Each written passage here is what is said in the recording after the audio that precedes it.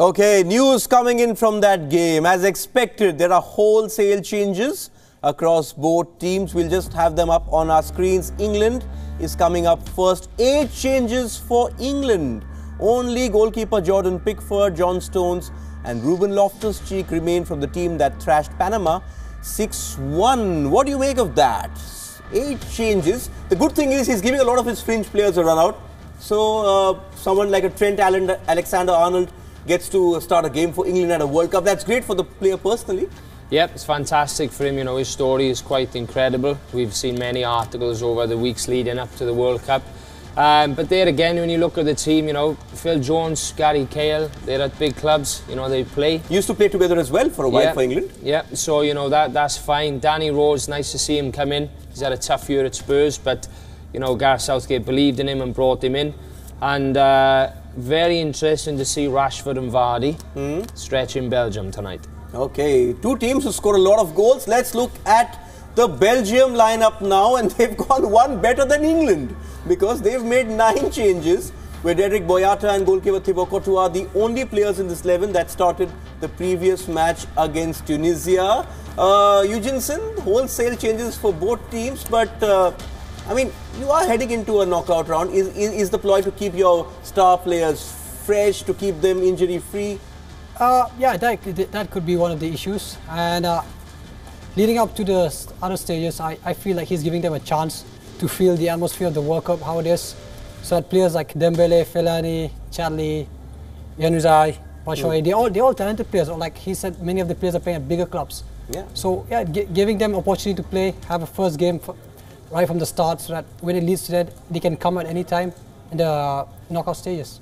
He's talking about Belgium. I just want to talk about England before I get into Belgium, because I need to process the information coming my way, all those changes happening. But Belgium dark horses ahead of this tournament. But England have really impressed us. Gareth Southgate has got this team playing good attacking football. We really like what we've seen. Young, fearless, 3 lines, as they call them.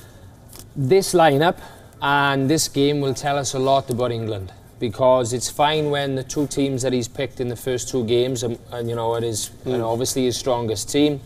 They played very well, scoring a lot of goals. Tunisia and Panama. Yeah, he's easy opponents without any disrespect. Wins, you know, I think we all expected England to win those games anyway, riding on hope also. And they've talked a lot about Southgate, the camp, how he's done things, etc. So for me personally, this will tell a lot about England, to see how the rest of the squad are in this tournament, considering it's going to be their first run-out. Okay, I want to draw your attention, Eugenesson, to something we're going to see on our screen. So it is Kevin De Bruyne's birthday, and Kevin De Bruyne plays for Manchester City, and he's throwing a birthday party. He's invited some of his Man City teammates to his birthday party. He's not playing. I'm not sure how many of those are playing. I think Stones is playing, Delph is playing, yes. So that just shows the camaraderie between these players. You know, you play day in, day out for your club.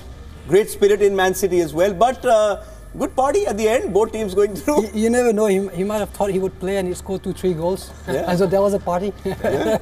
But I'm actually very disappointed in the lineups, actually, I would say. Because why I would say is England's defense have not been tested by a bigger team. Neither has the Belgium's.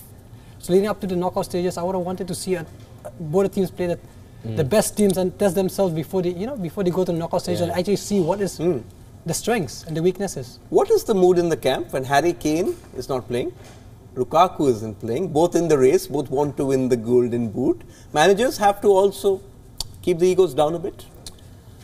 Yeah, I think for Harry Kane, he would probably be glad that Lukaku also is not playing. You know, so he's not, and it's probably just a two-way, you know, they're positive about the fact that both are not playing.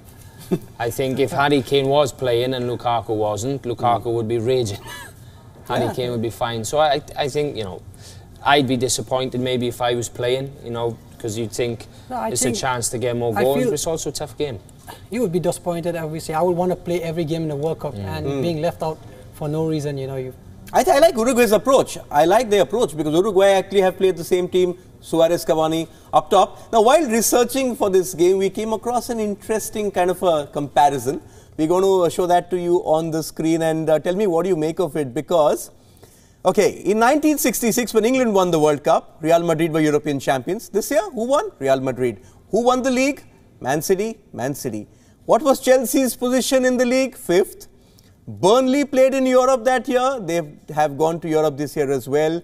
Who won the World Cup? England. Who wins the World Cup this year with so many teams going up and down? The omens are there, Matty. You may not be a happy man on July 15th. Oh, it's a bad year, isn't it?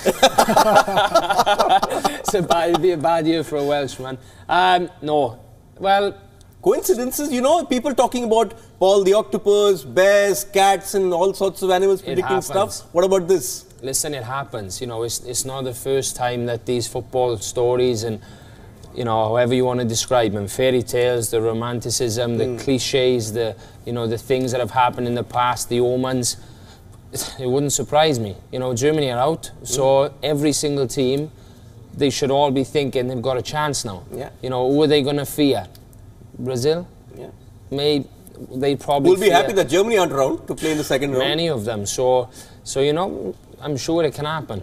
Okay. Also, talking about this match, if you win the match, usually you get a favourable draw in the next round. Not happening here.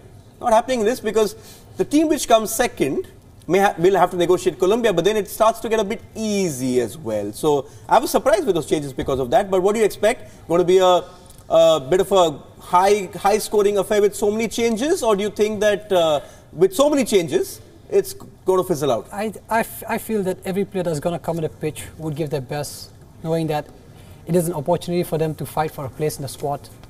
So everyone's going to give their best and fight. Let's see who makes it as either Belgium team or the English team. The players in the squad will really do their best.